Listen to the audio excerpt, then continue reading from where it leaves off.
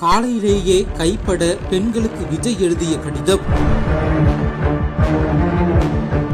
அண்ணனாகவும் அரணாகவும் நிற்பேன் என்று உணர்ச்சி பொங்க வேதனையோடு சொன்ன வார்த்தைகள். சென்னை அண்ணா பல்கலைக்கழக மாணவி அந்த பல்கலைக்கழகத்தின் வளாகத்திலேயே செய்யப்பட்ட சம்பவம் தமிழகத்தில் பெரும் அதிர்ச்சியை ஏற்படுத்தியுள்ளது. பெண்ணை செய்ததாக அந்த பெண் கொடுத்த புகாரின் பேரில் சென்னை கோட்டூர்புரத்தைச் சேர்ந்த ஞானசேகரன் என்பவரை போலீசார் கைது செய்தனர். இந்த சம்பவத்திற்கு அதிமுக, பாஜக உள்ளிட்ட கட்சிகள் கடும் கண்டனங்கள் தெரிவித்தனர். மேலும் போராட்டமும் செய்தனர். இதற்கிடையே நேற்று முன்தினம் இந்த வழக்கை விசாரித்த சென்னை ஹைகோர்ட் இந்த வழக்கை விசாரிக்க 3 பெண் IPS அதிகாரிகள் அடங்கிய சிறப்பு புலனாய்வு குழுவை நியமித்து உத்தரவிட்டது.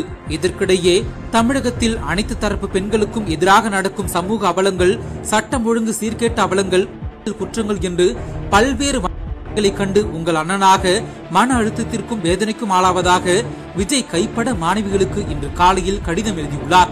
இது தொடர்பாக விஜய் மாணவிகளுக்கு எழுதிய கடிதத்தில், அன்பு தங்கைகளே, கல்வி வளாக முதற்கொண்டு ஒவ்வொரு நாளும் தமிழகத்தில் தாய்மார்கள், எண்ணருமை தங்கைகள், பெண் குழந்தைகள் என அனைத்து தரப்பு பெண்களுக்கும் எதிராக நடக்கும் சமூக அவலங்கள், சட்டம் ஒழுங்கு சீர்கேட்ட அவலங்கள், குற்றங்கள் என்று பல்வேறு உண்மைகளை கண்டு உங்கள் அண்ணனாக மன அழுத்தத்திற்கும் சொல்லனா வேதனைக்கும் ஆளாகிறேன்.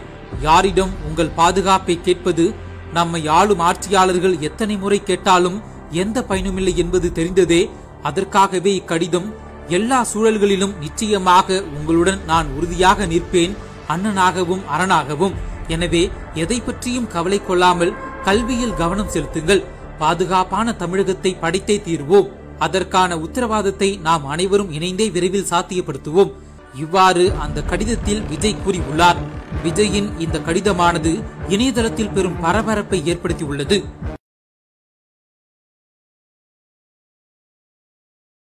எங்கள் வீட்டில் நாங்கள் என்ன சொல்கிறதுனா, வீட்டை சாத்திட்டு இருங்க.